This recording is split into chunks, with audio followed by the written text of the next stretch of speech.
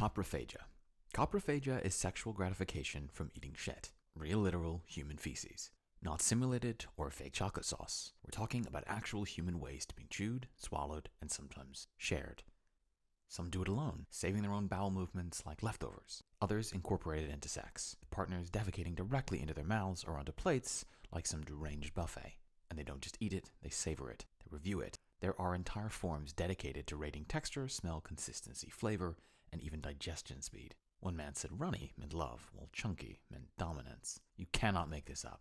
And here's the thing. It's not always about humiliation.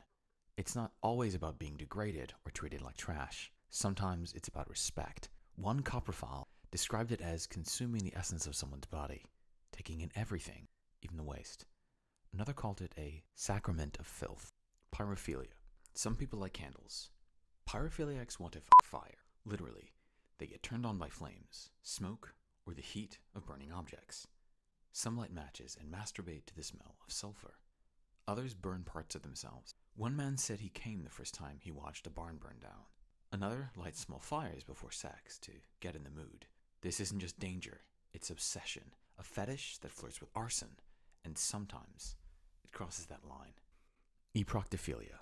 This isn't just giggling attitude. This is full-blown sexual fixation on flatulence.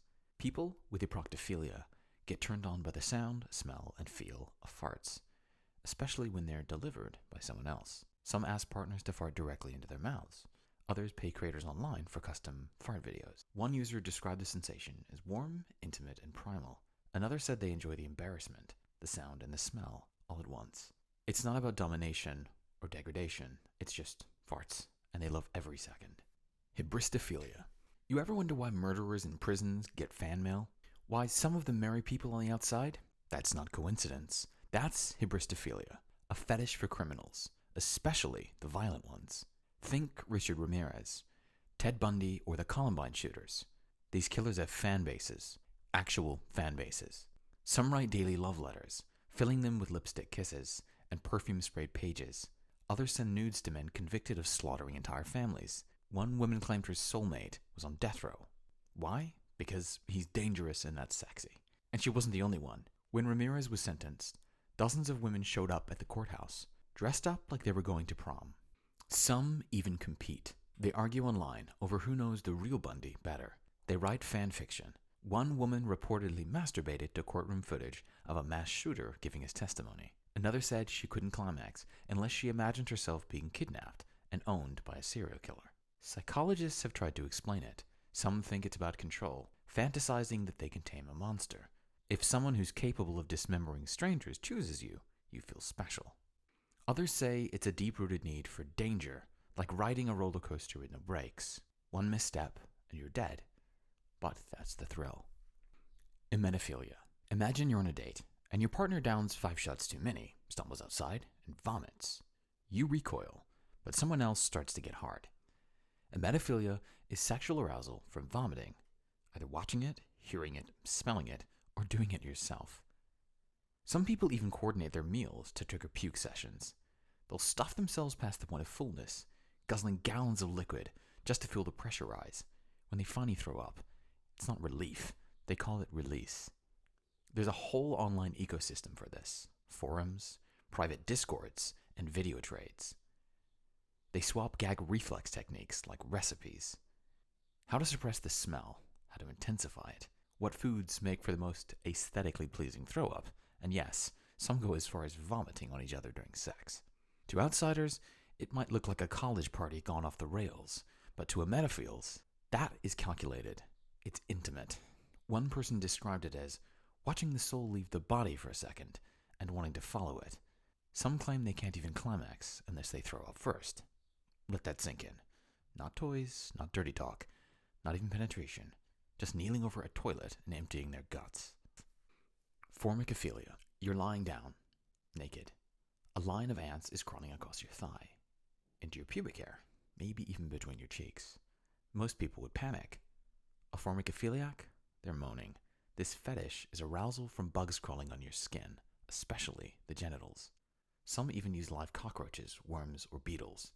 They claim it feels like 1,000 tiny tongues. Others describe it as the ultimate vulnerability, Some tie themselves up and release insects onto their bodies as a form of stimulation. One guy bred his own ant colony just for this. Urophilia, also known as golden showers, but that's just the surface. Urophilia is a sexual attraction to pee in all its forms. Watching it, touching it, being peeing on someone else, even drinking it. Some urophiliacs say the warmth and wetness turns them on. Others say it's the power dynamic. But for many, it's purely sensory, like a sticky, messy orgasm enhancer. Some drink pee as part of the act. Others soak beds, clothes, or each other. There's even urophilic porn, where people fill entire bathtubs. It's gross, it's wet, and for them, it's heaven. Nasophilia. Not nose play, nose worship. Nasophilia is an intense sexual obsession with noses. People in this fetish don't just like a good sniff. They're obsessed with nose shapes, nostril sizes, the way a nose crinkles. Some prefer sharp, angular noses. Others lose it over big nostrils, flaring during laughter. One nasophiliac said he couldn't focus in public if somebody nearby had a perfect nose. It was too arousing. And then there's the nose picking part. Some get off watching others dig around their nostrils. There are videos, hours long, of nothing but slow motion nose picking, zoomed in to the point you can count the nose hairs. Some masturbate to that. Others fantasize about sticking objects into the nose during sex. Feathers, straws, even toothbrush handles. A few go as far as to insert fingers deep into a partner's nose while climaxing. Not as a joke, as the goal. For nasophiliacs, it's not the eyes, the lips, or even the body. It's the nose. The fleshy triangle in the middle of your face. That's their main turn-on. Odaxillania. Some people bite during sex, but odaxillania takes it to the extreme. These people want to be bitten until they bruise or bleed. The pain is the turn-on. The marks are trophies. Some fantasize about being eaten. Others want to bite so hard they leave scars. There are even couples who engage in consensual cannibalism roleplay, where one pretends to eat the other alive. They chew, gnaw, and even simulate flesh tearing. It's not sadism, it's hunger. Sexual hunger for flesh. Erotophonophilia. This is the darkest one on the list. Erotophonophilia is the desire to kill someone while having sex. It's not metaphorical, it's literal. Most never act on it, but some do. Famous examples include serial killers who only climax during murder. They don't just kill, they orchestrate it to align with their orgasm.